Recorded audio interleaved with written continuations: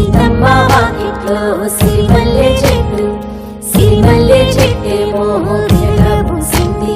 ఏకువలో నా గోదారి ఎరుపెక్కింది, ఆ ఎరుపేమో జోరింత పంటయ్యింది. ఏకువలో నా గోదారి ఎరుపెక్కింది, ఆ ఎరుపేమో గోరింట పంటయ్యింది. పండిన చేతికిన్ను సిగ్గుల